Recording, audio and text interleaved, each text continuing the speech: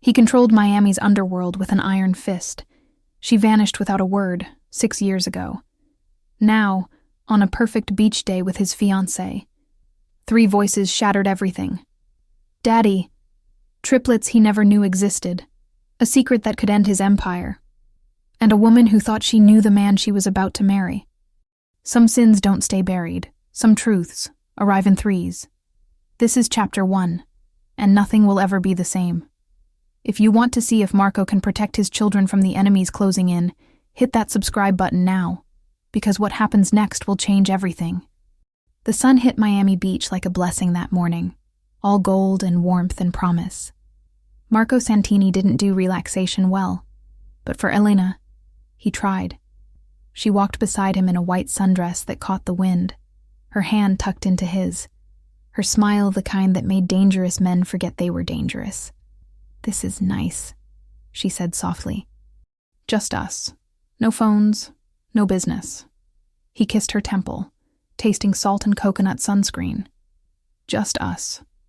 Except nothing was ever just anything in his world. The beach was crowded, families, tourists, laughter rising above the crash of waves. Marco's bodyguards hung back, casual in their Hawaiian shirts but always watching, always ready. He'd built an empire on control, on making sure nothing surprised him. And then he heard it. "Daddy!" The voice was small, high, joyful. He didn't turn. Probably some kid calling for their father. People had normal lives here. Normal problems. "Daddy! Daddy, wait!" Closer now. Running footsteps in sand. Elena's hand tightened on his. "Marco." He turned. 3 children. Maybe 5 years old. Same dark curls. Same golden brown skin. Same eyes. Eyes he'd seen in the mirror every morning of his life. They were running straight toward him. Time fractured. The boy in the middle got there first, crashing into Marco's legs with the full force of a child who'd never learned to doubt. "Daddy." "You came back!" Marco's body went rigid. His breath stopped. The world narrowed to 3 small faces looking up at him with absolute certainty, with love so pure it felt like a weapon. Elena made a sound, something between a gasp and a breaking. Marco's voice came out wrong, strangled. "There's a mistake." But there wasn't. He knew it in his bones, in the way his chest cracked open, in the girl's smile that was his mother's smile, in the quiet one's careful study of his face. "No mistake, Daddy," the girl said, reaching for his hand. "Mama said you'd be here. She said you'd remember us." Remember them? He'd never known they existed. His mind scrambled, racing back 6 years. Gabriella, the woman who'd disappeared like smoke, who'd left a note that said only, "I have to go.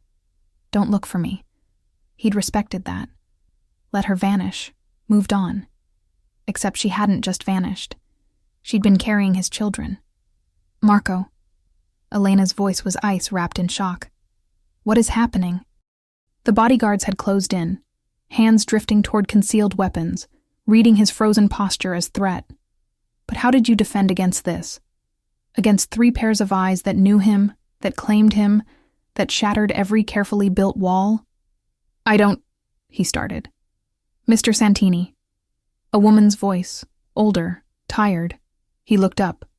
She stood 10 feet away, gray-haired and worn, holding a small backpack. Not Gabriella. Someone else. Someone who looked at him with something like pity. "My name is Rose," she said quietly. "Gabriella's aunt. We need to talk." "Where is she?" The words came out like gravel. "Where's Gabriella?" Rose's eyes filled. "Gone, Mr. Santini. 3 weeks ago. Cancer. She held on as long as she could. The world tilted. Dead. Gabriella was dead. And these children. She wanted them to know you." Rose continued. "Before the end, she made me promise. She said you deserved to know. That they deserved to know their father." The boy was still holding onto his leg. The girl had his hand. The quiet one watched him with an intensity that felt familiar, like looking into a mirror that showed the past.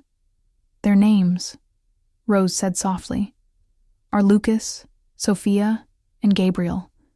They're 5 years old, and they're yours." Elena pulled away from him.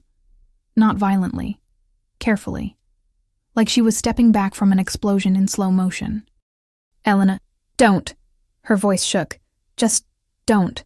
She walked away, and he didn't follow. Because 3 children were holding on to him like he was the answer to every question they'd ever had, and he didn't know how to be anything except what he'd become. A man who controlled the uncontrollable, who built power from fear, who never, ever let anyone close enough to hurt him. These children were already inside every defense he had. "Daddy?" Sophia's voice was small, uncertain now. "Are you mad?" He looked down at her, at all of them, and something ancient and terrible cracked open in his chest. Something that felt like grief and rage and a love so fierce it terrified him. "No, baby," he heard himself say. "I'm not mad." Lucas grinned. Gabriel nodded, satisfied. Sophia squeezed his hand. And Marco Santini, the crime lord of Miami, the man who'd built an empire on the bones of his enemies, felt his knees go weak. "We should talk somewhere private," Rose said gently. "There are things you need to know. About why Gabriella left. About what the children can do. What they can do." But before he could ask, Sophia looked up at him with those impossible eyes and whispered, "Mama said you'd protect us. She said you're the only one who can." From what? The question burned, but the answer was in Rose's face, in the fear hiding behind her tired smile, in the way she kept glancing over her shoulder like something might be following. These children weren't just his legacy, they were his reckoning. And somewhere in Miami's golden afternoon, his empire began to fracture, not from enemies or betrayal, but from 3 small hearts that had just claimed his own. The penthouse felt too small. Marco had designed it for power. Floor-to-ceiling windows overlooking the city he controlled, marble and steel, everything clean and sharp and untouchable. A fortress 40 stories above the chaos. Now it felt like a cage. Lucas ran from room to room, shouting about the view. Sophia examined every surface with careful fingers, asking questions about everything. Gabriel sat on the white leather sofa, silent and watchful, his small hands folded in his lap, like an old man waiting for bad news. Rose stood by the windows, looking exhausted. Marco's men waited outside the door, confused but loyal. They'd protected him from bullets, from raids, from rival families trying to take what was his. But what did you do when the threat was 3 children who called you daddy? Elena hadn't answered his calls. He didn't blame her. "Mr. Santini," Rose began, but he cut her off. "Marco, just Marco." She nodded, sat down slowly like her bones hurt. "Gabriella loved you. I need you to know that first. Everything she did, leaving, hiding the pregnancy, staying gone, she did it to protect you. And them. Protect me from what?" His voice came out harder than he meant. "From knowing I had children? From being a father? From what they are." The room went still. Even Lucas stopped running. Sophia climbed onto the sofa next to Gabriel, and the 2 of them moved closer together, like they knew this part of the story, like they'd been waiting for it. "What does that mean?" Marco asked quietly. Dangerously. Rose looked at the children, back at him. "Has anything unusual happened since they arrived? Anything you can't explain?" He thought back. The beach. The moment they'd touched him. The way the world had seemed to shift. Like reality bending just slightly out of true. "No," he said. Rose's expression said she didn't believe him. "Mama called it the gift," Sophia said suddenly, her voice clear and certain. "She said we got it from both sides. From her family, and from yours." "My family doesn't have gifts," Marco said flatly. "My family has guns and territory and—" "Your grandmother," Rose interrupted. "Maria Santini, born in Sicily, known in her village as La Veggente, the seer." Marco's blood went cold. His grandmother had died when he was 8, but he remembered her. The way she'd known things before they happened. The way people had whispered about her. the way his father had forbidden anyone from speaking of it after she was gone. Superstition, his father had called it. Old country nonsense. It's not nonsense, Gabriel said quietly. It was the first time he'd spoken. His voice was soft, but certain. We can feel things. Know things. Sometimes we can make things happen. Show him, Rose said gently. Sophia looked at Marco, her eyes too old for her small face. Do you have something broken? Something you've been meaning to fix? He almost laughed. His whole life was broken. But Lucas had already spotted it. The antique clock on the mantel, stopped at 3:47 for the past 2 years. Marco had bought it at an auction, brought it home, never bothered to have it repaired. It was beautiful, even broken. A reminder that some things couldn't be fixed, only displayed. Lucas walked to it, placed both small hands on the glass. Don't, Marco started. That's... The clock chimed. Once. Twice. 3 times. The hands moved, smooth and certain, sweeping forward to the correct time. 4:23 p.m. Tick, tick, tick. Marco's heart hammered against his ribs. We can't control it yet, Sophia said apologetically. It just happens sometimes. When we feel things really strong. When we're scared or happy or when we're together, Gabriel finished. It's stronger when all 3 of us do it. Marco sat down. His legs just gave out. This wasn't possible. This is why Gabriella ran, Rose said softly. 6 years ago, when she found out she was pregnant, when the first signs started showing, she knew. She knew what people would do if they found out. What your enemies would do. What even your own people might do. She was protecting them, Marco said hollowly. And you. Because you would have protected them. And protecting them would have made you vulnerable. Would have made you a target. Would have destroyed everything you'd built. He looked at his children. These impossible, beautiful, terrifying children, who could apparently bend reality with a touch. What else can you do? He asked. The 3 of them exchanged glances. Sometimes we know when bad things are coming, Sophia said, like a feeling in our tummies. Sometimes we can find lost things, Lucas added. Mama used to hide our toys and we'd always find them. Sometimes, Gabriel said very quietly, we can tell when people are lying. His eyes were on Marco when he said it. And Marco felt seen, truly seen, in a way he hadn't been since he was a child himself, before the Empire, before the blood, before he learned to bury everything soft and call it strength. You're scared, Gabriel continued. Not of us, of yourself, of what it means to love us. Sophia gasped. Gabriel, Mama said we're not supposed to... He needs to know, Gabriel insisted. He needs to know we already do. Love him. Even though we just met him. Even though he doesn't know us. We've loved him our whole lives because Mama told us about him every day. She showed us pictures. She told us you were brave and strong and you fought to protect people even when it was hard. Marco's throat closed. She lied about that last part, he managed. I don't protect people. I hurt them. I control them. You protect your family, Rose said firmly. Gabriella knew that. It's why she trusted you with them. In the end. When she had no choice. What do you mean, no choice? Rose's face went gray. Because they're not the only ones who know about the children. Someone else found out. Someone who wants to use them. Who sent men to our house 2 weeks ago asking questions. That's when Gabriella told me to bring them here. To find you. To... The window exploded. Glass and sound and chaos. Marco moved on instinct, diving for the children, covering them with his body as his men burst through the door, weapons drawn. Down! Someone shouted. Sniper! East building! But Marco wasn't listening to his men. He was listening to Gabriel, who had grabbed his shirt and was whispering urgently, 3 more. Coming up the stairs, they have the code. Someone gave them the code.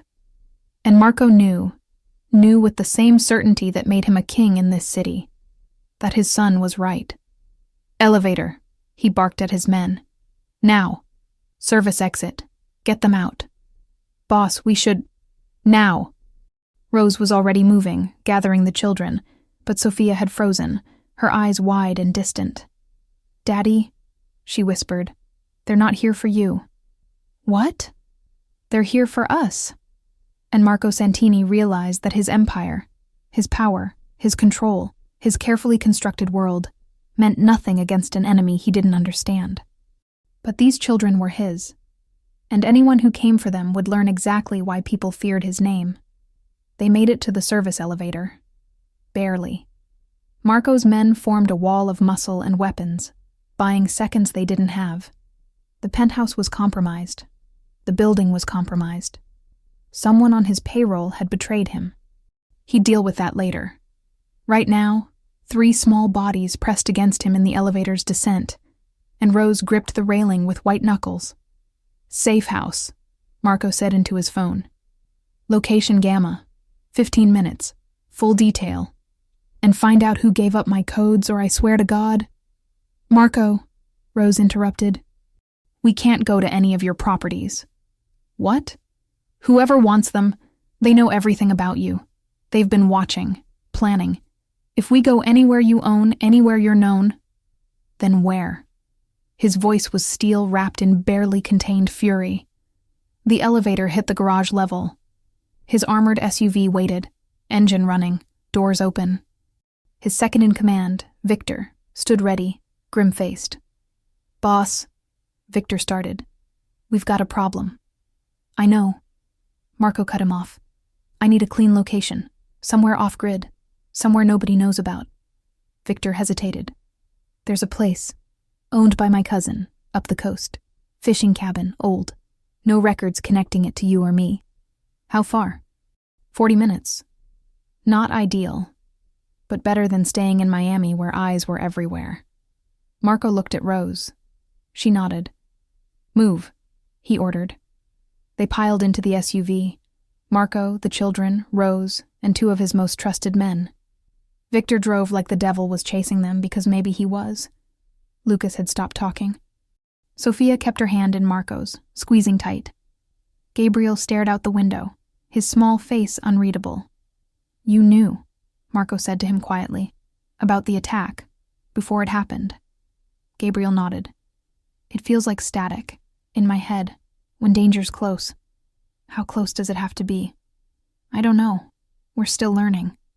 Still learning. They were 5 years old. Marco's phone buzzed. Elena. Finally. He almost didn't answer. What could he say? That the children were real? That they had impossible abilities?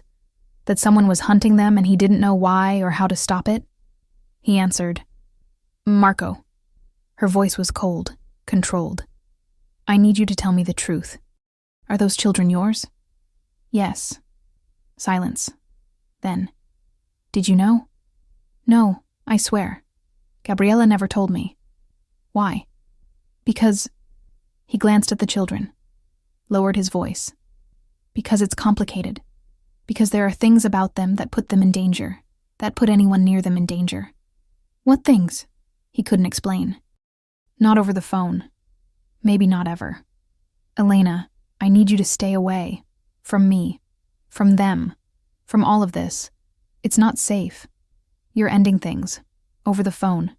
Because of children you didn't know existed until today. I'm protecting you. From what? From me. From the life I actually live. The one you thought you understood, but never really did. Her breath caught. I love you. I know.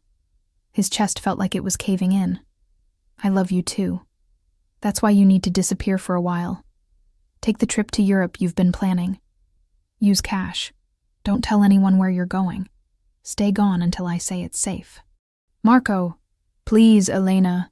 Trust me one last time. The line went quiet. Then, goodbye, Marco. She hung up. He stared at the phone, feeling something vital tear loose inside him. Elena had been the future, the normal life he'd almost convinced himself he could have. But these children, this was blood. This was legacy. This was a debt he owed to a woman who'd loved him enough to disappear rather than destroy him. You did the right thing, Rose said softly. Gabriella did the same. Pushed you away to keep you safe. It didn't work, Marco said bitterly. I'm still here, still in danger. No. Rose's eyes were gentle. You're still alive. That worked. The SUV took a sharp turn, heading up the coastal highway. The city fell away behind them. His empire, his territory, everything he'd built. For the first time in 15 years, Marco Santini was running, and he hated it. Daddy? Sophia's voice was small. Are we bad? Is this our fault? He pulled her close, kissed the top of her head. No, baby. None of this is your fault. Then why are people trying to hurt us? Because some people fear what they don't understand, and they try to control it, or destroy it. Like what you do, Gabriel asked quietly. Marco froze. His son was watching him with those two knowing eyes, and there was no judgment there. Just curiosity. Just truth. Yes, Marco said, because lying to children who could sense lies was pointless. Like what I do. Are you going to hurt the people who want to hurt us? Yes. Good, Lucas said fiercely. They broke our window. They scared Sophia. They deserve it. Rose made a sound of protest, but Marco spoke first. No. They don't deserve it because they scared someone. They deserve it because they made a choice. They chose to come after children. They chose to threaten people who can't defend themselves. And when you make that choice, you accept the consequences. He was teaching them. Already. Teaching them his way of seeing the world, where violence had rules and power had purpose and some lines. Once crossed, erased all mercy. Was that wrong? Probably. Did he care? He looked at Sophia's relieved face, at Lucas's fierce nod, at Gabriel's thoughtful expression. No, he didn't care. These were his children. And he would teach them to survive in a world that already wanted to use them, hurt them, take from them everything that made them special. The cabin appeared over the next rise. Weathered wood, perched on rocks above the ocean, isolated and perfect. Victor killed the engine. Secure. I swept it this morning. This morning? Marco's voice went sharp. You knew we'd need this? Victor met his eyes. I've been watching the feeds, boss. The questions people have been asking. The way certain families have been positioning. Something's been coming. I just didn't know what. Who's been asking questions? That's the problem. Nobody I recognize. New players. Foreign accents. Big money behind them. Marco's blood went cold. How big? Big enough to buy loyalty from people who've been with you for years. Betrayal. Inside his organization. He should have seen it coming. Should have felt it. But he'd been distracted. By Elena. By wedding plans. By the illusion of a future that didn't include blood and secrets. Find them, Marco said quietly. Everyone who sold information. Everyone who gave up my codes. Everyone who knew about this trip to Miami. And then make sure everyone remembers why we don't betray family. Rose shepherded the children into the cabin. Marco watched them go, 3 small figures who carried his blood and possibilities he didn't understand. Boss, Victor said carefully, those kids, what Rose said about them, about abilities. Is it real? Would it matter if it was? Yeah, it would. Because if it's real, then whoever wants them isn't just after leverage against you. They're after something bigger. Something that could change the game completely. Marco knew he was right. Someone out there had learned about his children, had learned what they could do, and wanted to control it, use it, turn these innocent children into weapons or tools or worse, over his dead body. Victor, he said softly, I need you to do something for me. Anything. Find out who's behind this. Use every contact. Call in every favor. Burn every bridge if you have to. But find them. And then? Marco looked at the ocean. Vast and dark, and full of things that could swallow you whole if you weren't careful. And then we teach them what happens when you come for a Santini's family. Inside the cabin, Lucas was asking about the seashells on the mantel. Sophia was exploring the small kitchen. Gabriel stood at the window, watching his father with eyes that understood too much. Marco met that gaze, and in that moment, something shifted. Not in the world, but in him. The man who'd built an empire on fear and control felt something unfamiliar uncurl in his chest. Purpose. Not power. Not revenge. Purpose. These children needed him. Not his money. Not his connections. Him. His strength. His protection. His love. And maybe, somewhere in heaven or memory or whatever came after, Gabriella was watching, seeing him finally understand what she'd known 6 years ago, that some legacies were worth more than empires, some bonds were stronger than fear. And some men, when faced with impossible choices, discovered they were capable of being exactly who they'd always needed to be: a father. The cabin smelled like salt and old wood and something Marco couldn't name. Maybe safety. Maybe the ghost of simpler lives. He'd never lived simply, didn't know how, didn't. But watching his children sleep in the small bedroom, curled together like puppies seeking warmth, he wondered if he'd missed something essential. Something that couldn't be bought, or taken, or built with blood. Rose sat in the kitchen, hands wrapped around tea that had gone cold an hour ago. She looked older in the dim light, worn down by grief and fear, and the weight of promises made to a dying woman. "Tell me everything," Marco said quietly, sitting across from her. Everything Gabriella never got to say. Rose's eyes filled. She blinked the tears back. "Where do I start?" "The beginning. When she found out she was pregnant." She was terrified. Rose's voice was barely a whisper. Not of motherhood. She wanted children. Wanted your children. But when the doctor told her it was triplets, when she started feeling things, she knew.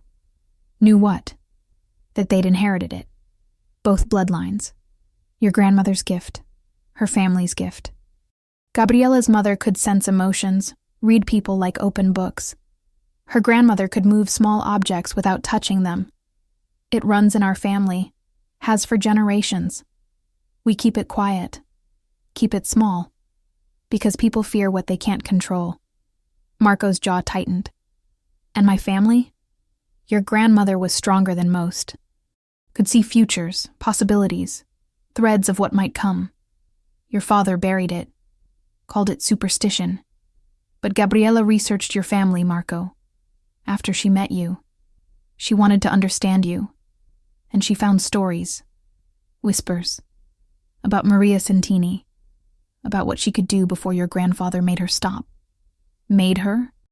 Rose's expression darkened. Your grandfather was a traditional man. He didn't like being married to someone more powerful than him. So he convinced her to hide it, suppress it, until it nearly killed her. Marco's blood went cold. He remembered his grandmother, quiet, gentle, always seeming sad. He'd thought it was just her nature. But what if it had been something else? What if she'd been forced to bury the best parts of herself until there was nothing left but shadow? Gabriella didn't want that for her children, Rose continued. Didn't want them trapped between who they were and who the world demanded they be. So she left, disappeared, raised them alone, in secret, teaching them to understand their gifts, while keeping them hidden from anyone who might exploit them. Why come back now? Why bring them to me? Because she was dying. And because 2 months ago, a man came to our door. The room seemed to get colder. What man? Tall, expensive suit. Foreign accent. Eastern European, maybe Russian. He knew her real name. Knew about you. Knew about the children. He offered money. Protection. Said he represented people who could help gifted children reach their full potential. What did Gabriella say? She slammed the door in his face, but he came back, 3 more times. Each time with a bigger offer. Each time with more specific information about what the children could do. Someone had been watching them, Marco. For months. Maybe years. Documenting their abilities. Marco's hands curled into fists. And The last time he came, he wasn't offering anymore. He was informing. He said the children belonged to an organization now, that they'd be collected soon. That resistance would be unfortunate for everyone involved. Did he threaten her? He didn't have to. Gabriella knew what people like that were capable of. So she made a plan. Contacted me. Told me about you. Said if anything happened to her, I should bring the children to Miami. Find you during the weekend. You'd be at the beach with Elena. She'd been following your social media, knew your schedule. She said you were the only person with enough power and resources to protect them. She was wrong. The words tasted like ash.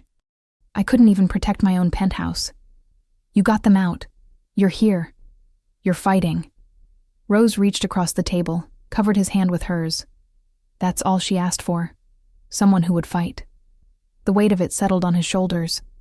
Not just the responsibility, but the trust. Gabriella had loved him enough to leave him. Loved their children enough to bring them back. And now she was gone, and he was all they had. These people, Marco said carefully. The organization. Did the man give a name? No, but Gabriella did research before she died. Found references to something called the collective. Rich families, old money, people who've been collecting gifted individuals for generations. Using them, breeding them, building some kind of... She stopped, shook her head. It sounds insane. Say it. Building an army. Of people with abilities. People who could change the world if they wanted to. Marco's mind raced. He'd heard whispers over the years, conspiracy theories about secret societies, about families with power that went beyond money or politics. He'd dismissed it as fantasy, the kind of stories civilians told themselves to explain why some people stayed on top. But if it was real, if these people existed and wanted his children, I need to make calls, he said abruptly. People I trust, people who owe me. Marco, I'm not giving them up. His voice was iron. I don't care who these people are or what they want. Those children are mine, and nobody takes what's mine. Rose's expression softened. Gabriella said you'd say that. She knew me that well? She loved you that well. The words hit harder than any bullet. Marco stood, walked to the window. Outside, the ocean crashed against rocks, eternal and indifferent. Inside, 3 children who could bend reality slept peacefully, trusting him to keep the monsters away. He pulled out his phone, started texting Victor, then stopped. Because Gabriel was standing in the doorway, small and silent in borrowed pajamas, watching him with those knowing eyes. You're scared, Gabriel said. Not a question. A fact. Yes. Of them? The bad people? Of failing you. Of not being strong enough or smart enough or fast enough to keep you safe. Gabriel walked over, took his hand. His small fingers were warm. Mama said you were the strongest person she ever met. Not because you hurt people, because you survived things that should have broken you, and you didn't break. Your mama was generous with her assessments. No. Gabriel's voice was certain. She was honest. She said you built walls so high nobody could climb them, but she found a door, and we're already inside. Marco looked down at his son, this impossibly perceptive child who saw through every defense, every mask, every carefully constructed lie he told himself about who and what he was. I don't know how to be a father, Marco admitted. I don't know how to be soft, how to be safe. You don't have to be soft. Gabriel squeezed his hand. Just be there. That's all we need. Someone who stays. The simplicity of it broke something in Marco's chest. He'd spent 15 years building an empire on the principle that attachment was weakness, that love was leverage, that caring about anyone made you vulnerable. But looking at Gabriel, at this child who carried his blood and his grandmother's gift and a courage that shamed him, Marco realized the truth. He'd already lost. These children owned him completely. And somehow, that felt less like defeat and more like the first real victory of his life. Go back to bed, he said gently. I'll keep watch. We could keep watch together, Gabriel offered. I can feel when danger's close, remember? Marco smiled. A real smile, possibly the first in years. Okay. Together. They sat on the old couch, father and son, watching the dark ocean through salt-stained windows. And for a few hours, the Empire didn't matter. The enemies didn't matter. Nothing mattered except the small hand in his, and the steady breathing of children who trusted him with their lives. But dawn would come. And with it, decisions that would reshape everything he thought he knew about power, family, and what it meant to be worthy of the legacy he carried. Victor's message came at 4 a.m. Found something. You need to see this. Sending encrypted file. Marco opened it one-handed, keeping Gabriel close. The file was a dossier, photos, financial records, names, and at the center of it all, a symbol, a circle with 3 interlocking triangles. Ancient, deliberate, the mark of the collective. They were real, they were organized, and they'd been hunting gifted children for over a century. Marco's blood ran cold as he scrolled through case after case. Children who'd disappeared, families who'd been destroyed, entire bloodlines erased. The collective didn't negotiate, didn't compromise. They took what they wanted, or they eliminated the threat. His phone buzzed again. Victor. Boss, there's more. They have someone inside. Someone close to you. The betrayal goes deeper than we thought. Marco's jaw clenched. Someone he trusted had sold him out. Someone in his inner circle was working for the people who wanted to take his children. He looked at Gabriel, who'd fallen asleep against his shoulder, peaceful and trusting. I'm going to burn them all, Marco whispered into the dark. Every single one. Because mercy was for people who played by rules, and the collective had just declared war on the one man in Miami who'd forgotten how to lose. The sun rose over the ocean like a promise the world couldn't keep. Marco hadn't slept. Couldn't. His mind raced through scenarios, contingencies, the chess game he'd have to play perfectly to keep his children alive. Rose made breakfast. Eggs, toast, nothing fancy. The children ate quietly, sensing the tension that had settled over the cabin like fog. When do we go home? Lucas asked, mouth full of eggs. We don't, Marco said. Not yet. Why not? How did you explain to a 5-year-old that home was compromised? That the walls he'd built to keep danger out had been breached from within? Because it's not safe, Sophia answered for him, her voice small. Because the bad people know where we live. Lucas's face fell. But our toys are there, and my dinosaur collection. And we'll get new toys, Marco said. Better ones. I don't want better ones. I want mine. Gabriel put a hand on Lucas's arm. Let it go. But let it go. Gabriel's voice carried weight beyond his years. Toys don't matter. Being alive matters. Lucas's eyes filled with tears, but he nodded. Marco felt something crack in his chest. These children had already lost their mother. Now they were losing their home, their belongings, the small comforts of childhood. Because of him. Because his blood ran in their veins. His phone buzzed. Victor. Found the leak. You're not gonna like it. Marco stepped outside, answered the call.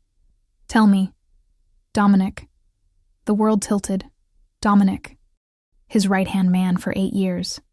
The person he'd trusted with his life, his business, his secrets. You're sure? Positive. Bank transfers from a shell company. Meetings with known collective operatives. He's been feeding them information for 6 months. 6 months. Before Marco knew about the children. Which meant Dominic hadn't betrayed him for them. He'd been compromised long before. This was deeper. Older. Where is he? Secured. Waiting for your orders. Marco's voice went flat. Keep him alive. I want answers first. Boss. Alive, Victor. For now. He hung up, stared at the ocean. Dominic had been at his side through wars, through territorial disputes, through the consolidation of power that had made Marco untouchable in Miami. They'd bled together, fought together, and all of it had been a lie. The door opened behind him. Rose. You found the traitor, she said quietly. How did you— Your face. You look like Gabriella did when she realized someone had been watching the children. Like the world just shifted under your feet. Marco's hands curled into fists. Someone I trusted. For years. What will you do? What I always do. Remove the threat. And then figure out how deep this goes. How many others have been compromised. How much they know. Rose was quiet for a moment. Then, there's another option. What? Run. Take the children and disappear. New identities. New country. Start over somewhere the collective can't find you. Marco laughed, a harsh, bitter sound. You think there's anywhere they can't find us? They've been collecting gifted people for a century. They have resources I can't imagine. Running just delays the inevitable. So you'd rather fight? I'd rather win. And if you can't? Marco met her eyes. Then I make sure my children survive to fight another day. That's all I can promise. Rose studied him, really looked at him, the way Gabriella must have once, seeing past the violence to whatever remained underneath. She was right about you, Rose said finally. You're not a good man, but you're a good father. Or you will be, if you let yourself. Before Marco could respond, the cabin door burst open. Sophia, pale and shaking. Daddy, Gabriel says they're coming, says we have to leave right now. Marco was moving before she finished speaking. Inside, Gabriel stood rigid, his small hands pressed to his temples. How close? Marco demanded. Close, maybe 10 minutes, maybe less. There's 3 cars, lots of people. Gabriel gasped. They're not trying to hide anymore. They're coming fast. Marco's phone was already at his ear. Victor, we're blown. I need extraction, now. Boss, the boat's 15 minutes out. We don't have 15 minutes. Then you need to hold them off until— With what? 2 men and a cabin that wouldn't stop a strong wind? Silence. Then, I'm coming. Just hold on. Marco looked at his children, at Lucas's fear, at Sophia's trembling hands, at Gabriel's ancient eyes in a child's face. He looked at the guns his men carried. He looked at the ocean, wild and vast, and offering no escape. And he made a choice. Rose, take the children to the bedroom. Lock the door. Don't come out until I say. Marco, do it, now. She herded them away. Sophia looked back once, her eyes meeting his, and Marco saw the question there. Are you staying? He nodded. I'm staying. The door closed, locked. Marco turned to his 2 men. They want the children alive. That's our advantage. They won't destroy the cabin if they think the kids are inside. What's the play, boss? Marco grabbed a rifle, checked the clip. We make them think we're dug in. Make them cautious. Buy time for Victor to get here. And if he doesn't make it? Marco smiled, cold and sharp and everything he'd learned to be in 15 years of survival. Then we make them pay for every inch. The first car appeared over the rise 3 minutes later. Black SUV, tinted windows, moving fast but not recklessly. Professional. Marco watched from the window, counting. Second vehicle. Third. 9 men minimum, possibly more. His phone buzzed. Unknown number. He answered. Mr. Santini. The voice was smooth, accented, familiar from Rose's description. Let's be civilized about this. You shot up my penthouse, chased my children. That's not civilized. A misunderstanding. Overzealous contractors. I apologize. What do you want? To talk. To offer you something better than hiding in a fishing cabin with your children, waiting for the inevitable. I'm listening. The collective doesn't want conflict. We want partnership. Your children are special, Mr. Santini. Uniquely gifted. We can help them reach their full potential. Train them. Protect them. Give them purpose. By taking them from me. By including you in their future. You're a businessman. You understand value. Your children are invaluable. Join us, and you remain part of their lives. Refuse. The voice went cold. And we take them anyway. But you won't be there to see what they become. Marco's finger tightened on the rifle. And if I refuse? Then we do this the hard way. And Mr. Santini? We always win. Always. Because we've been doing this longer than you've been alive. You know what I've learned in my business? Marco said quietly. Everyone thinks they can't lose, right up until they do. He hung up, raised the rifle, and fired 3 shots into the lead SUV's engine block. The vehicle lurched, smoking, disabled. Chaos erupted. Men poured from the vehicles, taking cover, returning fire, but cautiously, because they didn't know where the children were, didn't want to risk hitting them. Marco's men fired from the windows, controlled bursts, making each shot count. "They're flanking!" one of them shouted. Marco saw it. 2 men circling wide, heading for the cabin's rear entrance. He moved fast, positioning himself, waiting. The door exploded inward. Marco fired twice. Both men dropped, but more were coming. Too many. His men were skilled, but they were outnumbered 3-1. This was always going to end one way. Marco backed toward the bedroom, still firing, still buying seconds. "Victor, where are you?" A bullet struck the wall near his head. Another shattered a window. The cabin was being torn apart, and then silence. Complete. Sudden. Wrong. Marco risked a glance outside. The attackers had stopped firing, stopped advancing. They were just standing there. Frozen. No. Not frozen. Floating. 6 men, lifted inches off the ground, suspended in air like puppets held by invisible strings, their weapons dropping from nerveless fingers. Marco's blood went cold. He turned. The bedroom door was open. Gabriel, Sophia, and Lucas stood in the doorway, hands linked, eyes closed, their small faces serene and terrible, and utterly focused. The air around them shimmered like heat waves. "Children," Rose whispered, terrified. "You need to stop. You need to—" "No." Gabriel's voice was layered, deeper than it should be. "They came for us. They threatened our father. They end now." And Marco watched, helpless, horrified, awed, as his 5-year-old children casually demonstrated power that shouldn't exist. One of the floating men started screaming. The others joined him. And then they simply dropped, collapsed. Unconscious or dead, Marco couldn't tell from this distance. The children released hands, opened their eyes, looked at Marco with expressions that broke his heart, because they were still children, still innocent despite what they'd just done, still looking to him for approval or condemnation or understanding. "Did we do good, Daddy?" Sophia asked in a tiny voice. Marco couldn't speak. What had Gabriella created? What had his bloodline unleashed? The sound of a boat engine cut through his paralysis. "Victor. Finally. We need to go," Rose said urgently. "Now, before more come."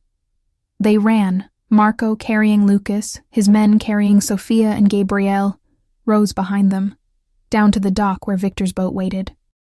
Behind them, the cabin burned. Someone had set it on fire, covering their tracks. Ahead, the open ocean offered temporary escape. But as they sped away, Marco looked back at his children. They sat together, still holding hands, staring at the smoke rising from the cabin. They'd just killed men. Used abilities Marco barely understood. Revealed themselves to the world in a way that could never be undone. And they were 5 years old. "Where to, boss?" Victor shouted over the engine. Marco didn't know. Didn't know where they could go that the collective wouldn't find them. Didn't know how to protect children who might be more dangerous than the people hunting them. Didn't know how to be a father to weapons disguised as innocence. But as Sophia leaned against him, exhausted, and Gabriel watched the horizon with eyes too old for his face, and Lucas fell asleep despite the boat's rocking, Marco made a promise. He would figure it out. He would adapt. He would become whatever these children needed him to be, because they were his. And in the end, that was the only truth that mattered. The safe house was actually safe this time. A compound owned by Victor's family, built during the Cold War by people who understood that sometimes the world wanted you dead and you needed to disappear. Concrete walls, reinforced doors. Surveillance that would make intelligence agencies jealous. And it was in the middle of nowhere, 3 hours north of Miami, surrounded by swampland that would swallow anyone stupid enough to approach without permission. The children slept for 16 hours straight. Marco didn't sleep at all. He sat in the security room, watching feeds, waiting for the inevitable attack. But it didn't come. The collective had gone quiet after the cabin. Regrouping, probably. Reassessing. They'd seen what the children could do. That changed everything. Boss. Victor appeared in the doorway, looking grim. Dominic's talking. Marco stood. And you need to hear this yourself. The interrogation room was exactly what you'd expect. Chair, table, man zip-tied and bleeding from a split lip. Dominic looked up as Marco entered, and something like relief crossed his face. Marco, thank God, this is a misunderstanding. I can explain. Marco's fist connected with Dominic's jaw. The chair toppled backward. Dominic crashed to the floor, crying out. Explain, Marco said quietly. Explain how you've been selling information to the people trying to take my children. Explain the bank transfers, the meetings, 8 years of loyalty, and all of it was bullshit. No, Dominic struggled upright, still bound to the chair. It wasn't like that. I swear. I didn't know about the children, didn't know what they wanted until when? Until 2 weeks ago. They approached me 6 months ago, said they were businessmen looking to expand into Miami. Wanted inside information on your operations. Offered money. A lot of money. He stopped, swallowed. I was in debt, Marco. Bad debt. The kind people kill you for. I needed the money. So you sold me out. I sold them operational details, territory maps, nothing that would hurt you directly. I thought it was just corporate espionage, rival families trying to get an edge. Marco's voice went deadly soft. And when they asked about my personal life, my schedule, my penthouse codes, Dominic's face crumbled. I didn't know. I swear on my mother's grave. I didn't know what they were really after until they started asking about Gabriella, about children, he choked, about genetic testing and bloodline tracking. By then it was too late. They had leverage. Said if I didn't cooperate, they'd kill my sister. My nephews. They sent me pictures, Marco. Of my family. With crosshairs drawn over their faces. Marco studied him, looking for the lie, the manipulation. But Dominic was crying now, and the fear in his eyes was real. How deep does it go? Marco asked. Who else is compromised? I don't know. They compartmentalize everything. I never met anyone else on the inside. Just my handler. European guy, maybe 40, scar over his left eye. Victor cursed. That's Alexei Volkov, collective enforcer. We have a file on him. What else? Marco demanded. They want the children alive. That's the primary directive. But if they can't get them... Dominic's voice dropped. They have contingencies, backup plans. Marco, these people, they're not like us. They don't think in terms of territories or profit. They think in terms of centuries, of legacy, of building something that outlasts nations. What do they want with my children specifically? I don't know. But I heard my handler talking once on the phone. He said something about the Trinity bloodline, about how rare it is to find 3 gifted children born at once, from 2 powerful lineages. He said, Dominic hesitated. Say it. He said they could be the most powerful assets the collective has ever acquired, that with proper training, proper conditioning, they could change the balance of power globally. Marco's blood ran cold. Assets. They saw his children as assets. There's more, Dominic whispered. They know about Gabriel, about what he can do. The sensing. The knowing. They're particularly interested in him. Called him the anchor. Said the other 2 are powerful, but Gabriel is the key. Marco's hands clenched. Why? Because he can find things, people, secrets, With enough training, enough focus, they think he could locate anyone, anywhere, track other gifted individuals, build a map of everyone like him across the world. A hunter. They wanted to turn his son into a hunter. Marco looked at Victor. Get him out of here. Keep him secured but alive. We might need more information. Marco, please. Dominic started, but Marco was already walking away. In the hallway, he leaned against the wall, breathing hard. His children weren't just powerful. They were the key to finding others like them, which meant the collective would never stop, would never give up. Because controlling his children meant controlling the future of every gifted person on Earth. Boss. Victor's voice was gentle. What do we do? Marco looked at him. This man who'd followed him for a decade, who'd never questioned, never betrayed. We go to war, Marco said simply. Full war. No rules. No mercy. Against the collective? Marco, they're global. They have resources we can't imagine, connections, power. They're also used to winning, used to people being afraid of them, used to everyone playing by their rules. Marco's smile was sharp enough to cut. I've built an empire in this city by being what everyone else was too scared to be. Time to remind the world why people fear my name. He walked to the children's room, opened the door quietly. They were awake, sitting together on one of the beds, talking in whispers. They looked up as he entered. Are you mad? Sophia asked quietly. About what we did? Marco sat on the bed across from them. No. Mama always told us not to use our gifts to hurt people, Lucas said. But they were hurting you, and we couldn't let them. I know. Are we bad? Gabriel's eyes were steady, knowing. Are we monsters? The question hit Marco like a physical blow. No, he said fiercely. You're not monsters. You're children who defended their family, who used the abilities you were born with to protect the people you love. That doesn't make you bad. It makes you survivors. But we killed them, Sophia whispered. We felt it, when they stopped. Marco pulled her close, pulled all of them close. Listen to me, all of you. What you did was hard. It was necessary. But it was also heavy. And that weight, that knowledge, it changes you.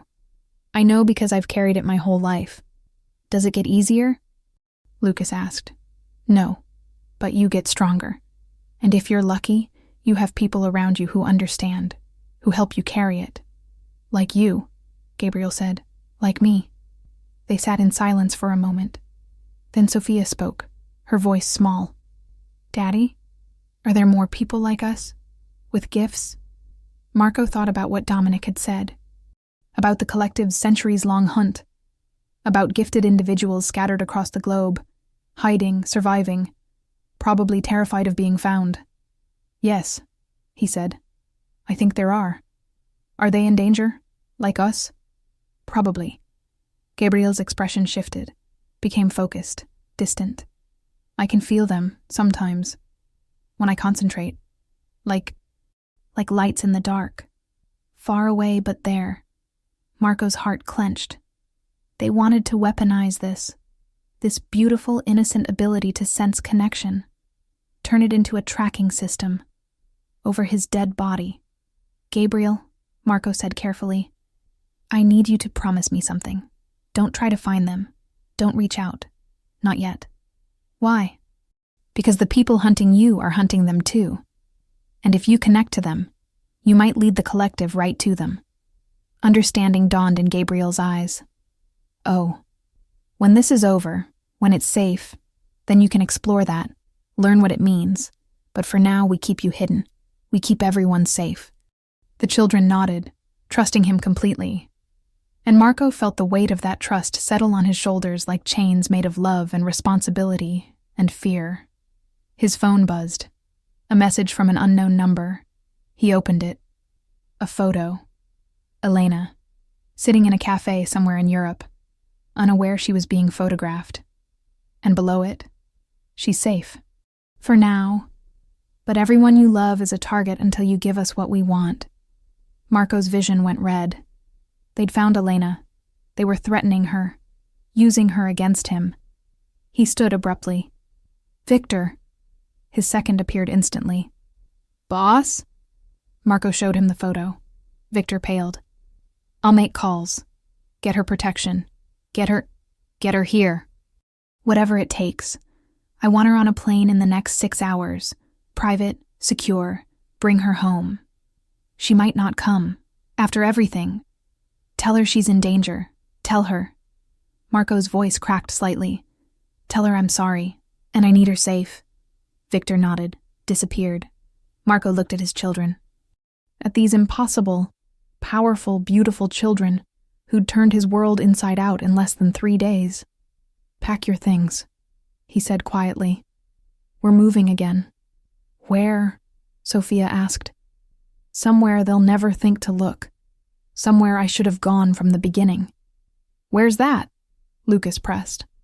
Marco smiled, genuinely this time. "Home. My real home. Where my grandmother was born. Where our family's power started." Gabriel's eyes widened. "Sicily. Sicily. Because if the collective wanted a war over bloodlines and legacy and the power running through his children's veins, Marco would give them one. On his family's ground. Where the old magic still remembered the Santini name. Where his grandmother's ghost could finally rest, knowing her legacy hadn't died with her silence. It had been reborn in 3 children who carried her gift and refused to hide it. The collective thought they owned the future, but they'd forgotten something crucial. Some bloodlines don't break. They burn. And Marco Santini was about to teach them the difference between hunting prey and cornering a predator. Cliffhanger hook for episode 2. As the plane lifted off toward Sicily 12 hours later, Marco received one final message from Alexei Volkov. "Going to ground won't save them. We know about the old estate. We know about your grandmother's room. We know about the artifacts she left behind. See you in 3 days, Mr. Santini. Bring the children, or we start killing everyone you've ever cared about. Starting with the beautiful Elena. TikTok. And attached. A photo of Victor. Unconscious. Bound. In the collective's custody." Marco's blood turned to ice as he realized the truth. They'd been waiting for this. Waiting for him to run to Sicily. Because they weren't hunting his children.